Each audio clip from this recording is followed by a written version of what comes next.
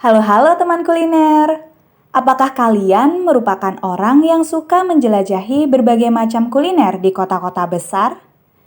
Jika iya, maka kalian harus mencoba berbagai macam jenis kue-kue tradisional yang masih bisa kita temui di Surabaya, khususnya di Kampung Kue.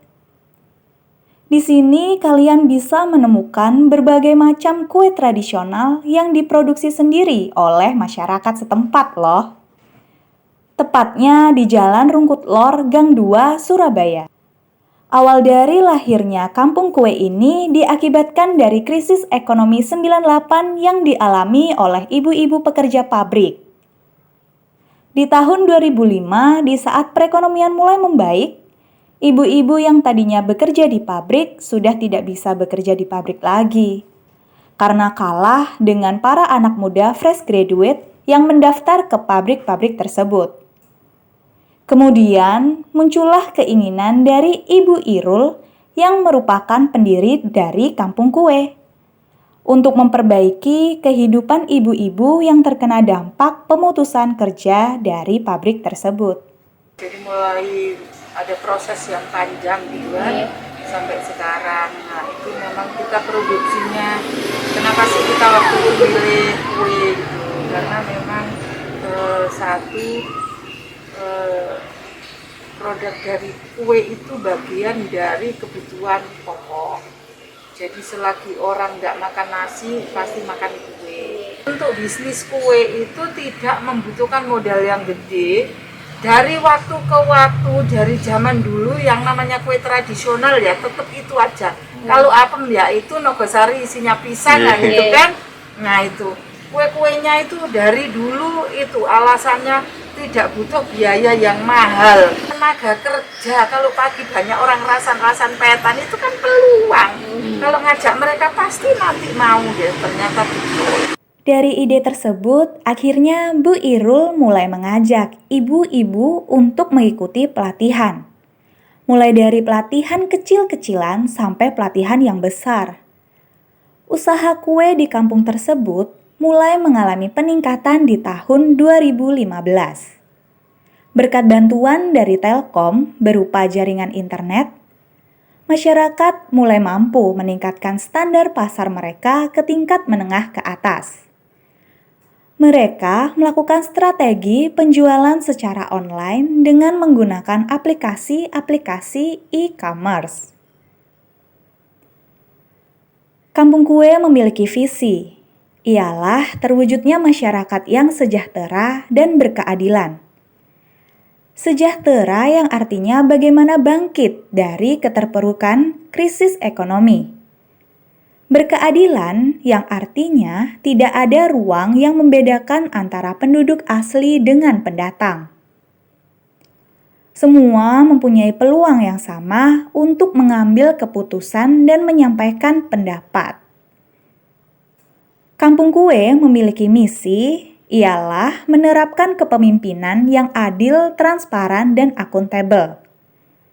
Melipat gandakan modal sosial yakni kepercayaan, tanggung jawab, rukun, dan saling tolong-menolong yang dimiliki masyarakat oleh anggota Kampung Kue. Membangun relasi dengan berbagai pihak seperti Dinas Kota Surabaya, BUMN, perusahaan swasta, lembaga swadaya non-pemerintah, dan organisasi-organisasi seperti paguyuban, yang mana mereka mempunyai visi dan misi yang sama. Tujuan ke depan yang ingin dicapai dari Kampung Kue sebagai kampung wisata dan kuliner, yakni agar ekonomi masyarakat Kampung Kue lebih meningkat, dan agar Kampung Kue bisa menjadi komunitas unggulan. Nyoba-nyoba dari online, ya segala macam bikin cara ada sedikit-sedikit ada penggemsan. Tapi semenjak corona itu biasanya pesan ratusan sampai 1.000, 2.000, cuma 50 biji per satu jajan. Karena sekarang sudah bagus lagi. Sudah bagus lagi. Iya, sudah.